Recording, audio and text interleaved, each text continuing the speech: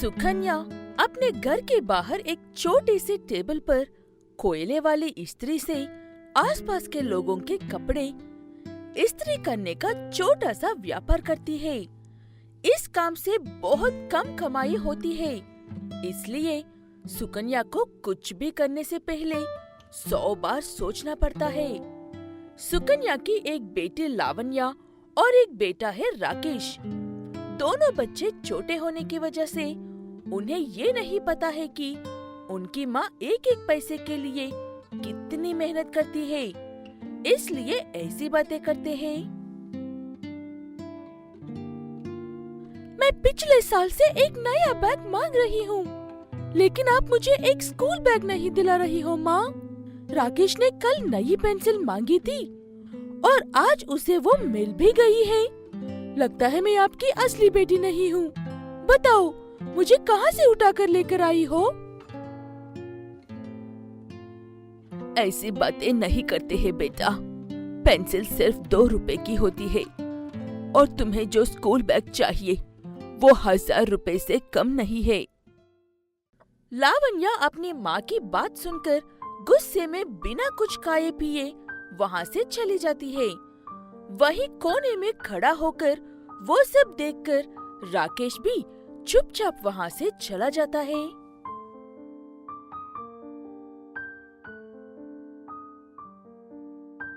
दिन ब दिन इन बच्चों को संभालना मुश्किल होता जा रहा है इस गरीब माँ के लिए। ऐसे कहते हुए सुकन्या जाकर कोयले गरम करके अपनी इस्त्री की दुकान शुरू करती है। क्या बात है सुकन्या, परेशान लग रही हो और काम भी देर से शुरू कर रही हो? कुछ नहीं राधा, बच्चों को नए बैग्स चाहिए। मेरे पास उतने पैसे नहीं है, इसलिए बच्चे नाराज हैं मुझसे। आजकल के बच्चों को संभालना सच में बहुत मुश्किल काम है सुकन्या। ये मेरी सारी इस्त्री कर दो, मैं थोड़ी देर बाद आती हूँ। ऐसे कहते हुए राधा वहाँ से चली जाती है और सुकन्या एक के बाद एक ग्राहकों के कपड़े इस्त्री करके रखती है। ऐसे कुछ दिनों तक बहुत मेहनत करके लावण्या के लिए उसके पसंद का बैग खरीद कर लेकर आती है। थैंक यू माँ, ये बैग सच में बहुत अच्छा है। मुझे पता चल गया है, माँ तुम्हें नहीं मुझे उठाकर ले आई थी कहीं से। ऐसे कहते हुए राकेश बाहर चला जाता है। लावण्या खुश थी, इसलिए वो कुछ नहीं कहती है और सुकन्या अपना सर पकड़कर बैठ जाती है। मैं और क्या करूं? मुझे कुछ भी समझ में नहीं आ रहा है।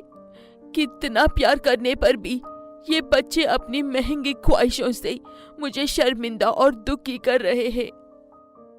ऐसे कहते हुए सुकन्या दुखी होने के बावजूद भी अपनी इस्त्री की दुकान चलाने के लिए जाती है। एक दिन राकेश और लावण्या के स्कूल में टीचर सारे बच्चों से पूछ रहे थे कि वो सब घर में अपने माँ बाप की किस तरह से मदद करते हैं और किसी चीज के लिए बच्चे उन्हें परेशान तो नहीं करते हैं। तब बच्चे इस तरह से जवाब देते हैं। मैं कभी भी किसी चीज के लिए जिद नहीं करता हूँ टीचर जी। अगर मुझे किसी चीज की सच में जरूरत हो तो माँ खुद ही लेकर दे देगी। मैं भी घर जाते ही माँ की हर काम में मदद करती हूँ टीचर जी। वैसे भी माँ दिन भर काम करके थक जाती है। उन बच्चों की बातें सुनकर लावण्या और राकेश को शर्म आने लगती है। अपनी माँ को परेशान करते हैं, इसलिए टीचर उनसे पूछने पर उनके पास कोई जवाब नहीं होता है। लेकिन दूसरे बच्चे इस तरह से जवाब देकर मजाक उड़ाते हैं। लावण्या ने अपनी माँ को परेशान कर करके ये नई बैग ली है। अब उन्हें राकेश परेशान कर रहा है। गंदे बच्चे हैं दोनों। हर वक्त सुकन्या आंटी को परेशान करते ही रहेंगे।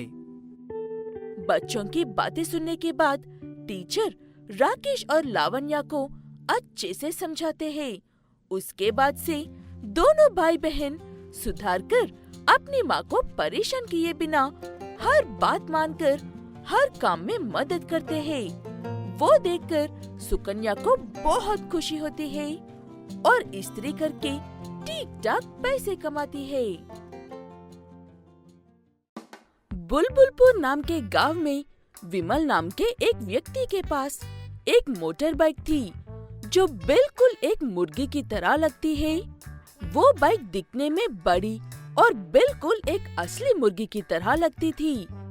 विमल उस बाइक पर दूसरे गांव से मुर्गियां लेकर आकर व्यापार करता था। मेरी मोटर बाइक जैसी बाइक किसी के भी पास ना है और ना होगी। हा हा हा। तुझे हर रोज एक ही बात कहते हुए बेजार नहीं आता है क्या विमल? सब तेरे बाइक के बारे में, फिर भी वही गाना क्यों गाता है? मुझे अच्छा लगता है जब तेरे जैसे लोग ये बात सुनकर अपना मूड खराब कर लेते हैं। हा हा हा हा।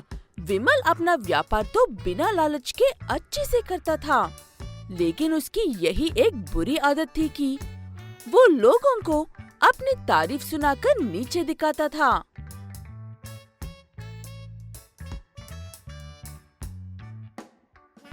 इस बार ये बात कमल दिल पर ले लेता है और कैसे भी करके विमल को सबक सिखाना चाहता है।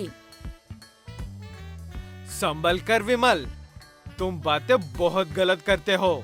किसी दिन मेरे हाथों में ही तुम्हारा नुकसान हो जाएगा। ऐसे कहते हुए कमल वहाँ से चला जाता है और किसी दिन एक अच्छे मौके का इंतजार करता है। उसी गांव में विवो नाम का एक चोर रहता था। विवो की नजर बहुत समय से विमल की चिकन बाइक पर थी और वो भी उसे चुराने का मौका ढूंढता रहता था। और एक दिन उसे वो मौका मिल जाता है और विवो उस चिकन बाइक को चुरा लेता है।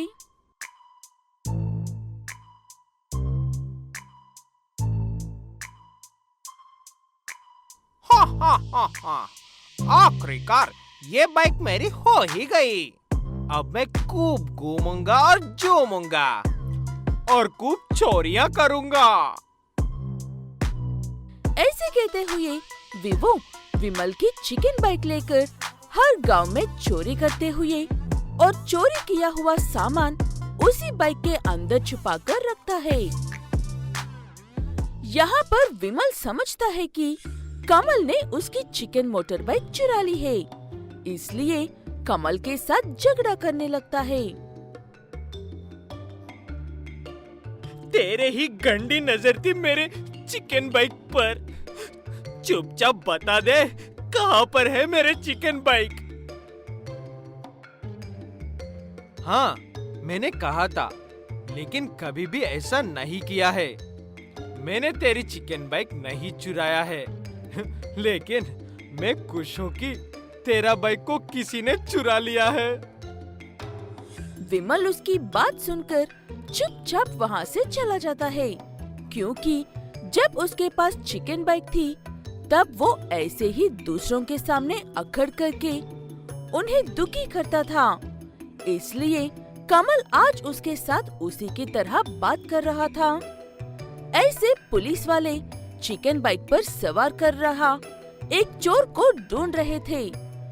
कमल भी उस चोरी हुई चिकन बाइक को दोबारा से चुराने के लिए ढूंढ रहा था और विमल भी उसकी चिकन बाइक को ढूंढ रहा था। वो रही विमल की चिकन बाइक। उसे चुराने वाला चाय की दुकान में चाय पी रहा है। यही सही मौका है उस बाइक को चुराकर वहाँ से निकलने का। ऐसे कहते हुए कमल उस बाइक को चोर से ही चुराकर भाग जाता है। तभी वो चोर उसे देख लेता है और उसके पीछे भागने लगता है। उसे वो गाड़ी चलाकर जाते हुए देखकर विमल भी उसके पीछे भागता है। ऐसे भागम भाग चल रही थी। तभी एक चेक पोस्ट पर पुलिस वाले कमल को रोक लेता है। इस गाड़ी और गाड़ी चलाने वाला पर 20 से भी ज्यादा केस दर्ज हुए हैं। तुम पर ढेर सारी चोरियां करने का आरोप है। वो बात सुनकर कमल डर जाता है और वो बाइक मेरी नहीं है कहकर पुकारने लगता है। तभी वहाँ पर पीछे से विवो मेरा सामान कहते हुए भाग कर आता है और विमल मेरी गाड़ी कहते हुए भाग कर आता है।